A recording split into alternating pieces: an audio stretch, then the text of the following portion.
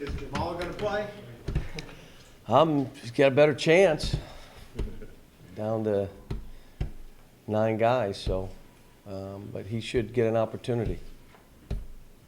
What would Jamal bring, what you've seen of him? If he's 100% healthy, what can he bring? He should be able to score the ball for this team, which is something we need. And he's not like just three-point shooter. He's more of he can make threes, but he's more of a scorer. And I told him, I mean, and the other stuff, make really simple plays. Don't try to create and go crazy. Just score the ball. Figure out where you can score it. If you can't, make an easy play. Don't be that. Let these other guys do what they do. You do what you do. Was Quade, was it just down to minutes? Was that basically? No, he just, he felt that he was in a situation that, he didn't see that he could come back from. And I met with the kid. He's a great kid. And met with mom and dad, and mom was crying. I mean, it is disappointing for me when young people, want to leave, but he'll be treated the same way. And I would tell our fans, be positive, be upbeat with them. I mean, you think about all the kids that have left here that we've stayed in touch with. And I told he and his family, I'm going to be here for you. And I said, but this next choice you make is probably bigger than the last choice. You got to think it through and how you want to play or what you think you're. So it was a talk. We were in there for a little while, and he hugged me and said, "I love you, Coach," and I said, "I love you too." And it's just different here. I even told him, "Why don't you stay 2 weeks and play 2 games, and if you want to leave, leave. Why would you do this right now?" He said, "Coach, I just feel," and I said, "Okay." And I told the team, I mean, this isn't, you said, "What, you're leaving? Get out of here." It's not how we do it here. I mean, it's, this is about them, not me, and it's not about the program that way. This is about each individual guy when it comes time to a decision like that. Are you concerned at all? You've had this stream of sophomores now either transfer or go and not get drafted the last 3 years? No. How do you find the experience that you said you've needed all year with those guys leaving? I don't understand where you're coming from. Several times this year about inexperience and that. We've had inexperience every year I've coached here. We had my first year, we had my second year, we had my third year, and I would like to have seniors. How do you get seniors? It's hard. It's hard to get. We got one. His name is Reed. In recruiting them out of high school to a place like this where a lot of the guys that are going to be their peers are short time in college, how do you identify kids who you think? Everybody is on, willing they're to stay? all on a different path. And that's the thing that's hard. Everybody's on a different path. We've had guys here a year and leave. We've had guys 2 years and left. We've had guys 3 years and left. We've had guys stay 4 years and be in the NBA. Some of them graduate and then go on and they don't play professionally. Everybody is on their own path. What affects guys sometimes is someone else's path. And the best you can do is be your best. Be your best. Like I said, we're about these kids. So you can look at it whatever you want, and you could try to create we're about these kids. What is right for them? In the most cases, what our jobs is to prepare them for what's next. Some of them totally buy in it, give 100%, spend all their time, and others don't quite do it that way and think that there's a magic wand here. There is no magic wand. You take what you want. You earn. We're here all day. I mean, it ain't going to be because we won't spend time with you. It's not going to be because we're not on the biggest of big stages. We can't do it for you. You got to go take it. And again, it's like this team I'm coaching right now. Love this team. They were at my house last night. We talked about, all right, we're making strides. Let's talk about playing where you're going to make mistakes. Just make them create, for us, more mistakes. You're going to miss shots. Well, make them miss more shots than we miss. This isn't my play. This is how do we make this easy for each other. They're still learning. I was on the phone with Lionel Hollins, and we were talking about willing passers and seeing the next pass before you catch the ball. High school players catch it. All right, who's open? The elite of the elite catch it, and if the coach says, oh, where is everybody on the court? Well, I got my 3-man here, I got my 4 and a 5-man there, my 2-man's over there. Perfect. We're at that level trying to get them a better feel for that.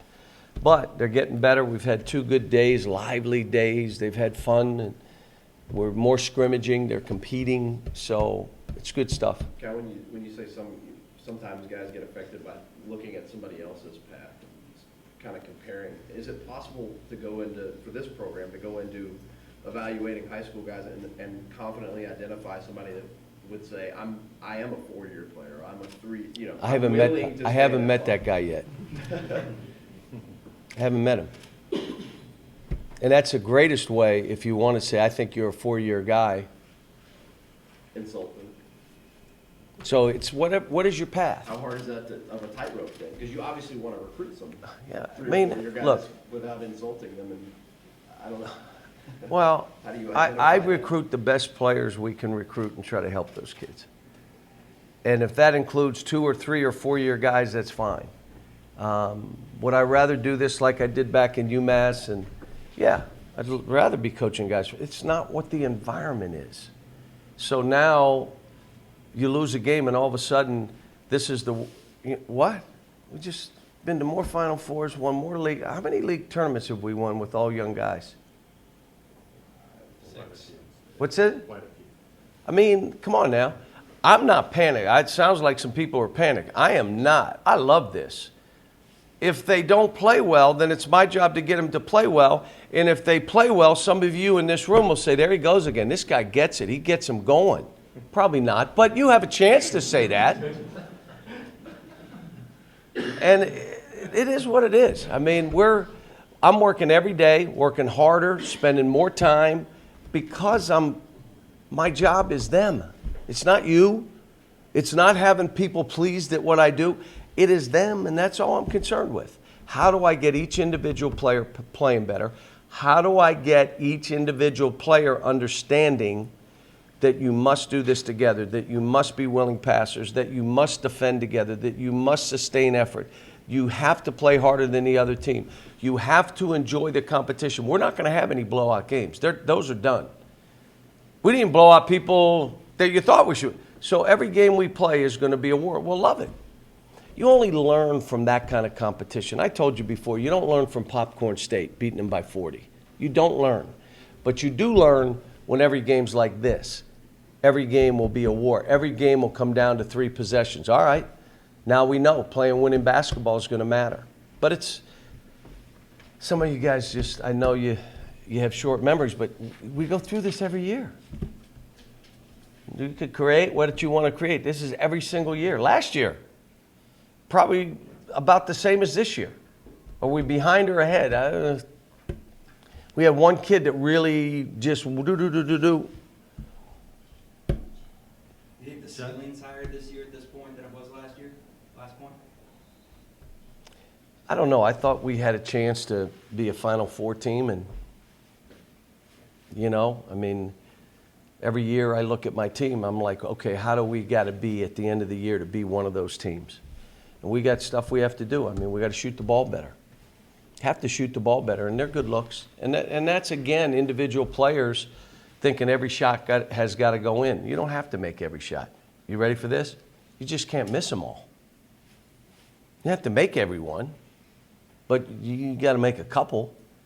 And so we'll get there. This team, like I said, we got great kids, really outstanding, and they're trying to figure themselves out. I'm trying to figure them out.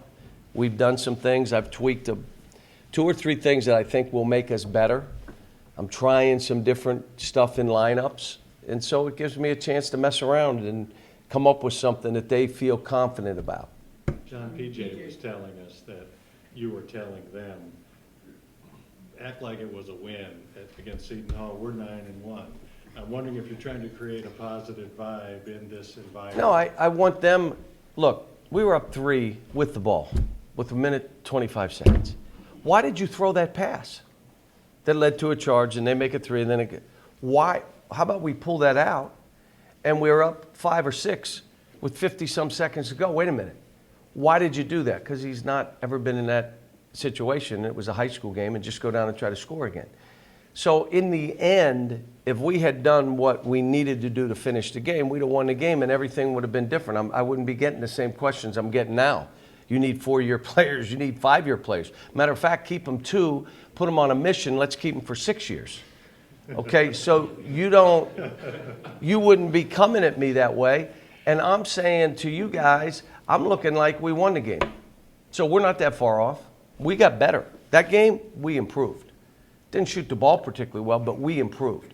Now let's get better this game. What does it mean? I don't know. We don't know, Utah, but we play another game, and we play another game. We play league games. Every game's going to be a war. You're just not going to have 25-point wins.